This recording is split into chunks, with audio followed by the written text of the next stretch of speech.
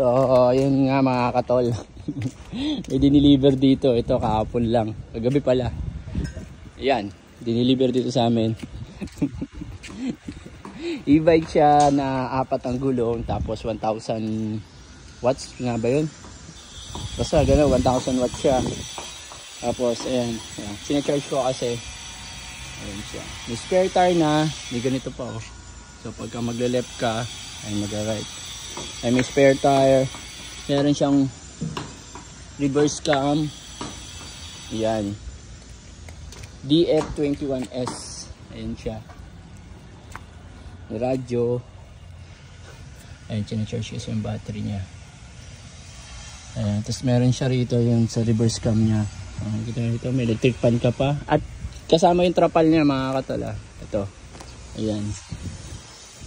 Ano ba ito? Ewan ko kung ano yun. Tawa ko lang sa ito. So ayan. Kaya kami kumuha nito mga katol is para maging service ng anak ko sa school niya. Pagka may training siya, lalo na yung panganay ko, may training kasi siya sa... Ay, morning! May training kasi siya MWF sa volleyball. Yes, varsity kasi ng volleyball yung panganay ko. So, minsan labot na siya 6:30 ng gabi. So, minsan hindi ko siya masusundo kasi nga, syempre may ginagawa din akong may work. So, ayun. So, kaya namin ito binili. Ang price niya ay 69,000. May kasama ka ng mountain bike. May free na mountain bike. Promo yan ha, mga katod. Promo. Hindi ko sinabing lagi may free mountain bike ha. So ayan yun.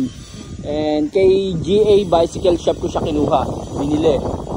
Yan. So ililink ko na lang sa description yung kanilang FB page para maano nyo. Mag ano na lang kayo sa kanila. Tawag doon. Makipag ano.